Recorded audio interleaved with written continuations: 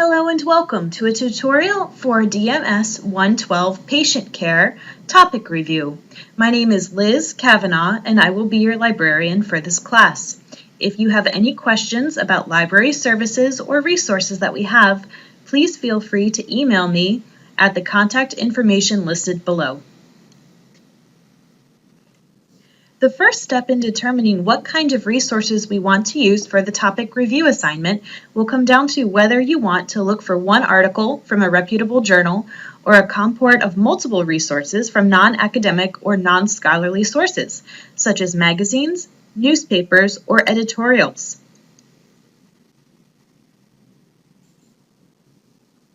When we consider what kinds of resources have been peer-reviewed, we're really looking at the content.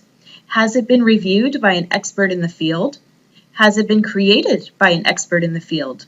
Has it been reviewed for accuracy, authority, and validity of results? And for whom has this article been written? Has it been written for the expert's peers in the field? Not all articles that have been published in a peer-reviewed journal undergo the process of peer review itself, however. When we look at an article, we want to determine the author's expertise, including their credentials, how to contact them if necessary, if they've been published in other research studies, and if they include a bibliography of other resources used during their own research paper.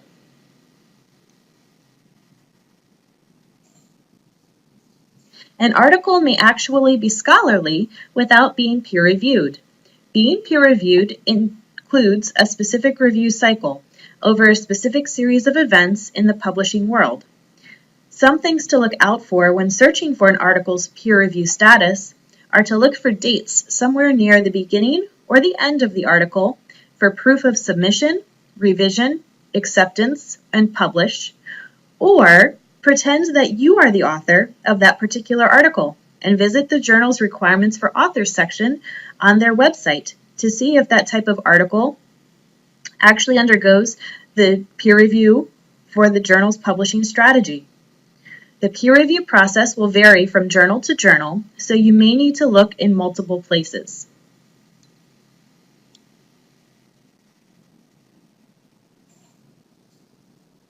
Articles that include peer-reviewed dates can be found in these examples. If you see accepted for publication and the date, or if you see published or accepted, then submitted, you know that the article has gone through a documented process of review, i.e. peer review. In this case, you will just need one article to review for your topic paper assignment.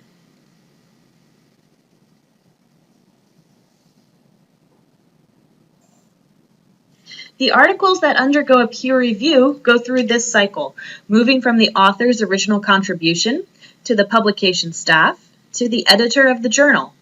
The editor-in-chief will then send it to independent reviewers who will ensure the validity and accuracy of the content of that article, including any citations or data being used by the article's author.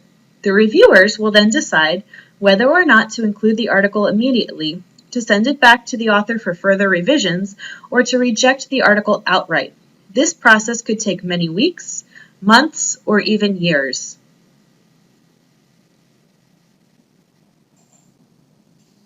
Whether or not you're looking at a peer-reviewed article, you can ensure that your article is coming from a reputable scholarly source by looking for certain headings within the article to make sure that you have the information you need for this assignment. Many scholarly articles follow a particular format, including the use of section headings such as the abstract, literature review, methodology, results, and conclusion. It will always include a references or bibliography section. A scholarly article may include all or just some of these heading examples. Articles are not required to use all of these headings, but if you see them, you're usually on the right track. The journals themselves will include very few graphics, but if they do, they will be in the forms of tables or illustrations to support the research itself.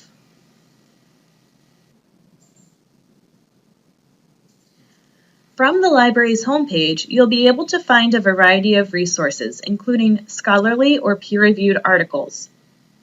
On the library's homepage, library.misericordia.edu, you'll be set up to find books, articles, journals, course reserves, and research guides.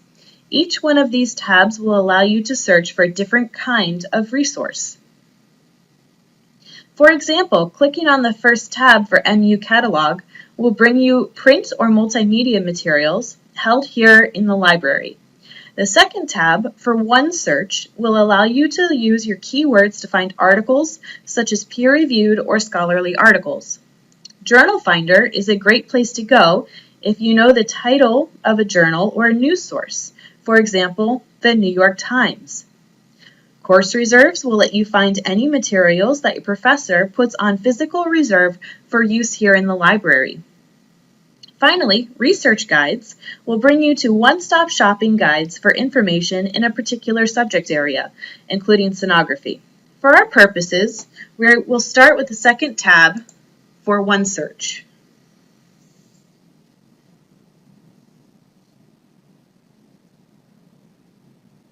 One Search is the tab you go to search for your keywords, including any synonyms or alternate endings, and be able to use interfaces that are specific to the field of health sciences and sonography. Knowing what kind of information you need to find from the beginning is a great way to start the research process.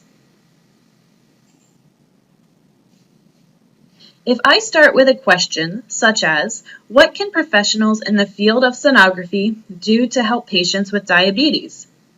I need to first take out my keywords and then think of some synonyms to go with them. That is, other keywords that could go along with my original phrasing.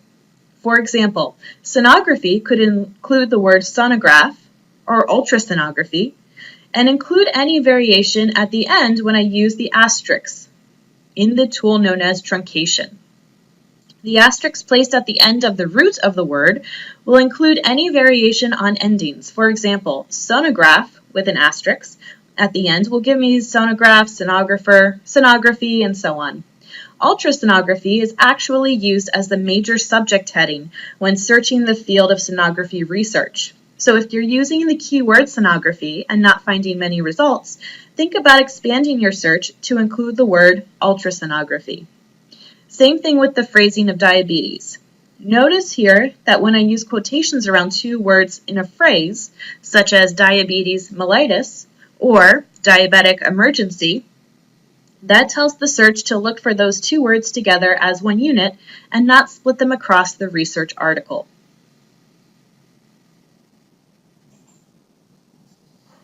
We can further add what are called booleans between our keywords to make our searching more specific or more general. For example, adding and between ultrasonography and health literacy will give us results that only contain both terms.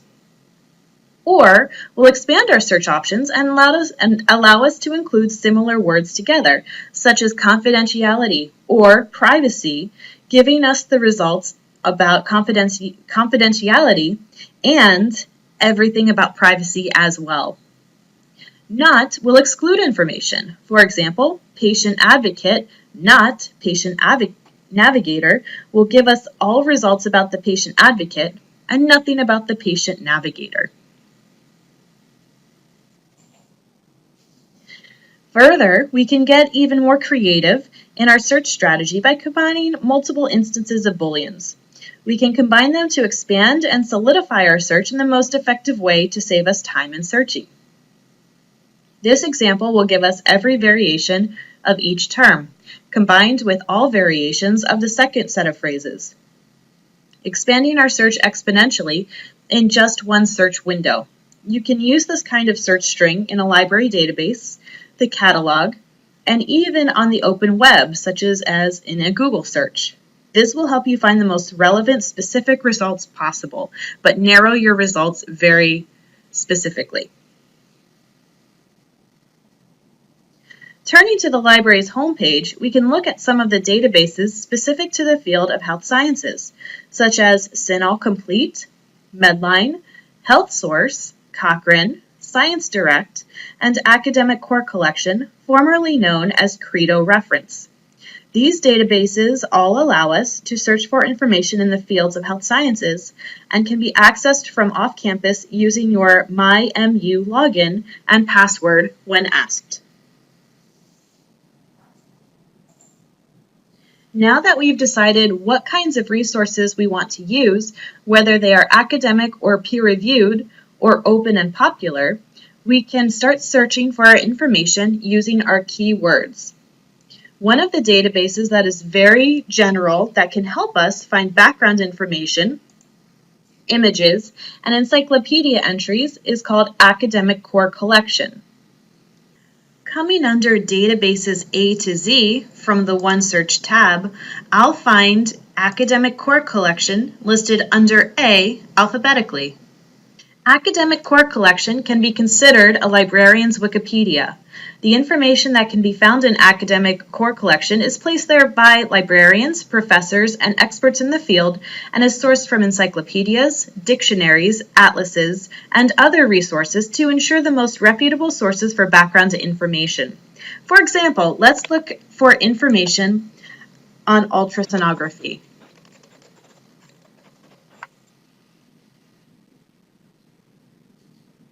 There are currently 234 results that focus on the term ultrasonography from all of Academic Core collections.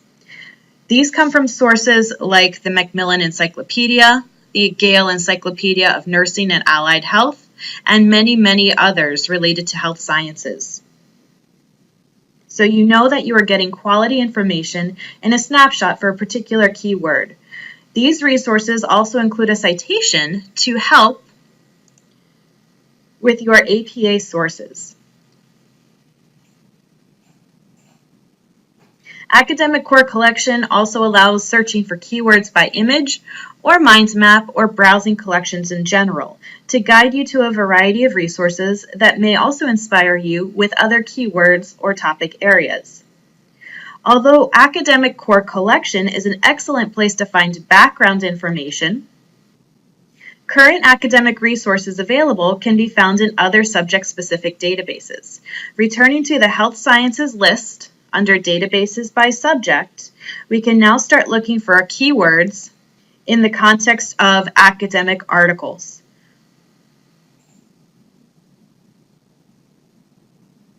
I'm going to choose CINAHL Complete to start. CINAHL Complete is hosted by EBSCO, a very large umbrella that contains many different kinds of databases, including those that fall within health sciences fields. Each database contains a wide variety of journals, and each journal houses the articles we need to find. Now, there may be some overlap between databases, but it's always a good idea to try as many databases as possible to make sure that we do not miss any relevant articles to our topic.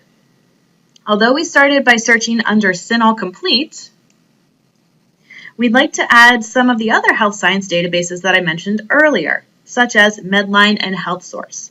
By clicking on Choose Databases, we can begin searching across all of those health-related areas by choosing those databases from the checklist and clicking OK. Now we can see that we are actually searching across 3 databases using the one interface. We also would want to scroll down under Search Options to select Peer Reviewed and check that checkbox. Please note that this checkbox means that the articles are coming from peer-reviewed journals, but not that every article has received peer review status. However, we cannot get to peer-reviewed articles without first visiting peer-reviewed journals, so it is a step in the right directions. If we take our search from our slides for ultrasonography with the truncation,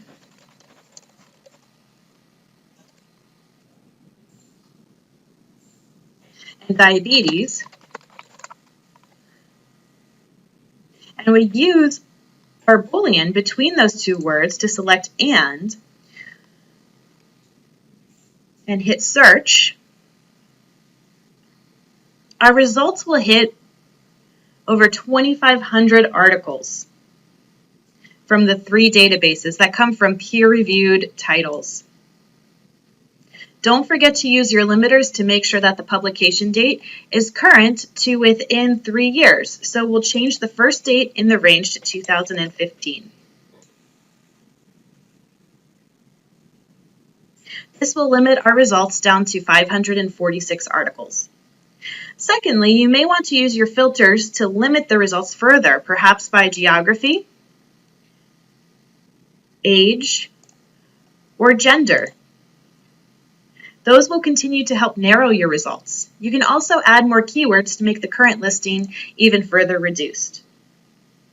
Once you find an article you like, you can click on the title of the article to review its record, to see more information about the authors, its keywords or subject areas from the article. These keywords can also be used in future searches on your topic to make your results even more relevant.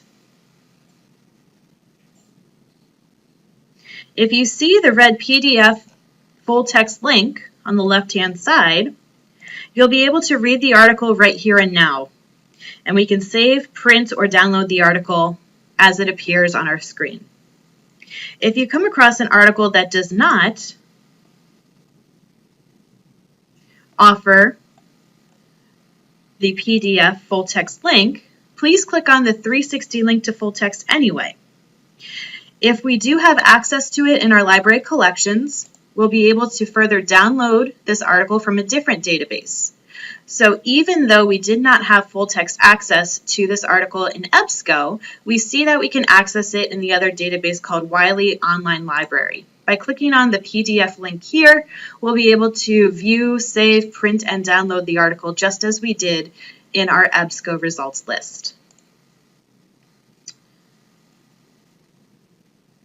However, there are times when the library does not have access to these articles in our own collections. We would just need to request this article by clicking on the Request This Article link to send a request by interlibrary loan. Interlibrary loan requests for articles are all done electronically and usually have a positive return rate of within 24 to 72 hours. Starting an interlibrary loan request is as simple as a click of the mouse through the 360 link to full text in EBSCO hosted databases. Another kind of source that you can find under databases A to Z is LexisNexis Academic.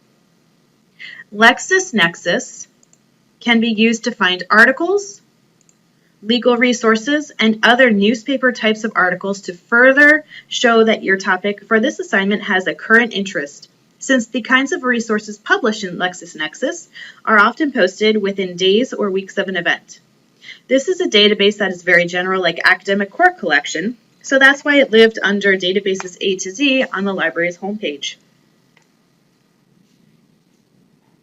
LexisNexis interface has an immediate search area to search across all of LexisNexis's resources. However, if you want to only focus on your topic as it's being reported in the news, please use this drop-down area to start your search. We'll use HIPAA as our example here. From our results list of over 900 articles, we can see our results by recency if we resort the list, putting the newest articles on top. We can further categorize these results by particular news source, such as using the left-hand drop-down to select a certain news source, like the Washington Post. All of these articles come directly from the Washington Post and report on our topic of HIPAA. If I opened an article now, I can read the full text, including making note of any time HIPAA, our keyword, is noted in the article by looking for its bolded red fonts. We can also find additional concepts of interest based on our topic located at the very bottom of the article. This would help us continue our search forward. Within the list of results, you can often search for another keyword to further limit your results. For example, if we go back to our initial list of all results on HIPAA, and I look for ultrasound, I can see now that only 6 results come back. If we wanted to search within a particular source, such as the New York Times for our topic, we would want to go back to the library's homepage and use the third tab, Journal Finder, to search for the New York Times.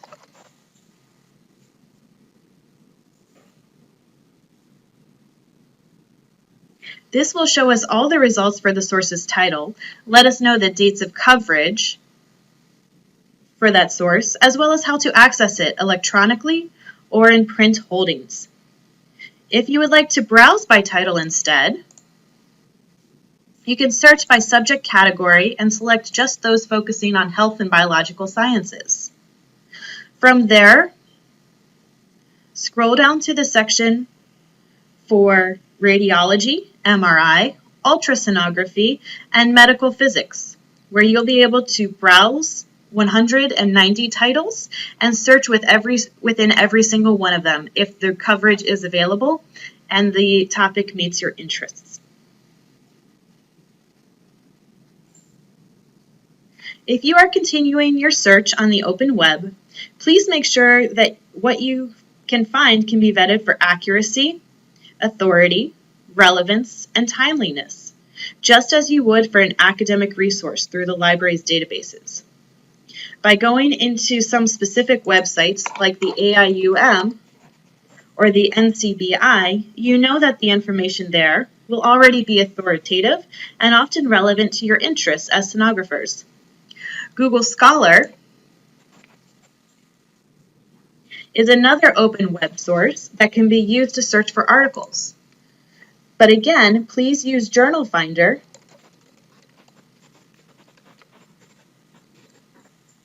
from the library's homepage if you ever ask to pay for an article. Finally, once you locate your resources, make sure that you are giving credit where credit is due. Ensuring proper citations is your responsibility. With these kinds of resources, like the APA Style Guide to Electronic References, available from the library's homepage under Research Guides, and the Citation Guide for APA,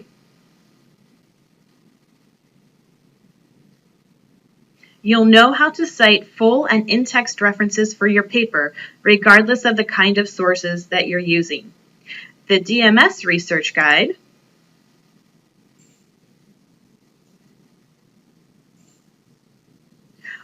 also offers one-stop shopping for information on how to find books, ebooks, articles, web sources, and more information on interlibrary loan and how to get in touch with help for citation resources. My contact information is also posted right here if you need to get in touch with me.